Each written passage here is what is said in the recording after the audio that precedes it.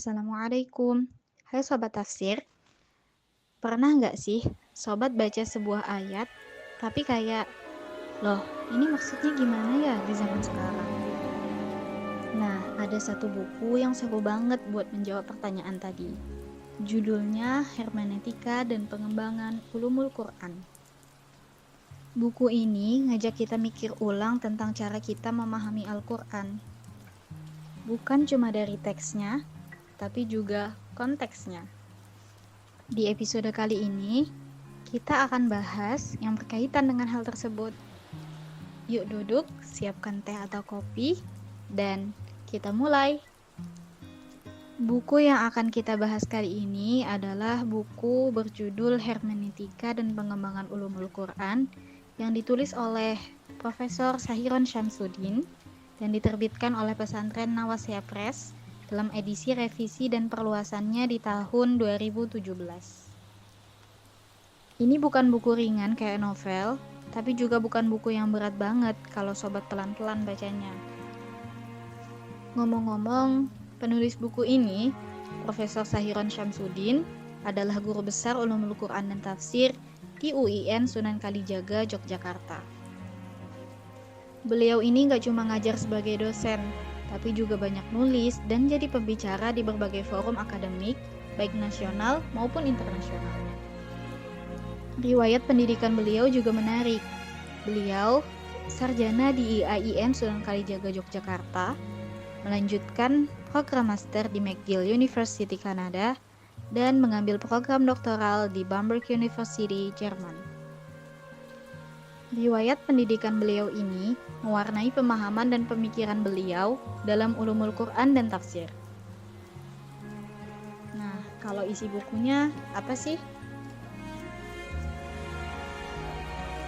Langsung saja kita bahas. Secara umum, buku ini membahas gimana hermeneutika, metode memahami yang awalnya dari barat, bisa diterapkan dalam studi-studi tafsir Al-Quran. Sebelum masuk ke inti bahasan, Prof. Sahiron menjelaskan dulu apa itu hermeneutika, gimana sejarah hermeneutika, sampai ke pembahasan hermeneutika dalam literatur Islam.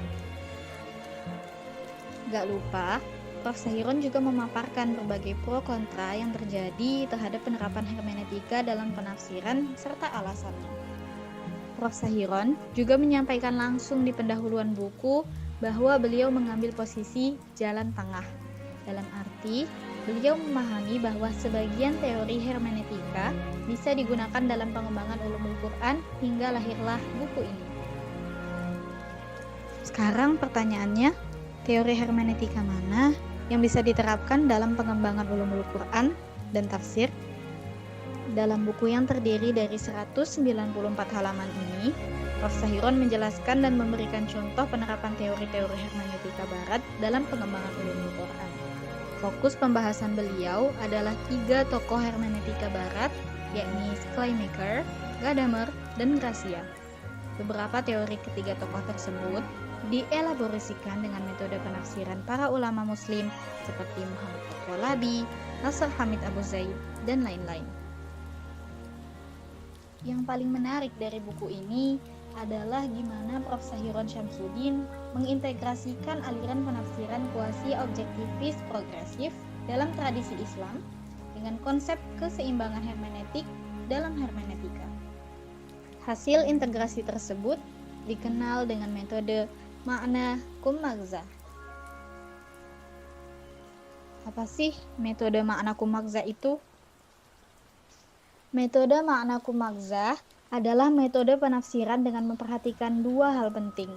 Yang pertama, makna asal literal atau makna al-asliyah, dan yang kedua, pesan utama atau al-magza yang bisa diartikan juga dengan signifikansi. Makna literal dapat dipahami dengan mengkaji teks, adapun signifikansi atau magza dapat dipahami dengan mengkaji konteks, baik konteks mikro ataupun makro. Konteks mikro dapat dipahami dengan melakukan studi terhadap asbabun nuzul, sementara konteks makro dapat dipahami dengan melakukan studi terhadap kondisi masyarakat Arab saat Al-Quran turun. Di buku ini, Prof. Sahiron bukan cuma menjelaskan teori tentang metode makna kumakza, tapi beliau juga memberikan contoh penerapan metode tersebut di beberapa ayat. By the way, pas aku baca buku ini, aku jadi sadar sesuatu, sobat. Tafsir itu ternyata nggak cuma soal memahami teks Al-Quran apa adanya, tapi juga soal memahami konteks, suasana, zaman, kebutuhan manusia di hari ini. Nah, refleksi kecil dari aku, yang kadang ini juga berlaku dalam kehidupan sehari-hari.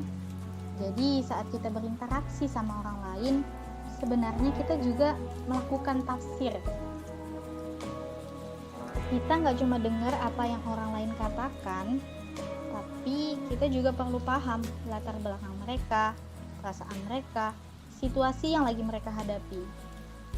Karena kadang apa yang kelihatan di permukaan belum tentu menggambarkan yang sebenarnya. Jadi memahami teks dan memahami orang sama-sama butuh usaha buat keluar dari perspektif kita sendiri. Pokoknya, keterbukaan dan mau menerima ilmu dari siapapun, tapi tetap kritis, is the key. Buat sobat yang lagi mendalami ulumul Quran atau tafsir, buku ini bisa jadi bekal mikir kritis. Aku rekomendasiin buat dibaca pelan-pelan, mungkin bareng teman diskusi juga. Cukup sekian untuk episode kali ini. Terima kasih sudah menyimak di Ruang Baca Vitas Jurnal. Don't forget to like, comment, and share ke sobat tafsir lainnya. Semoga bermanfaat.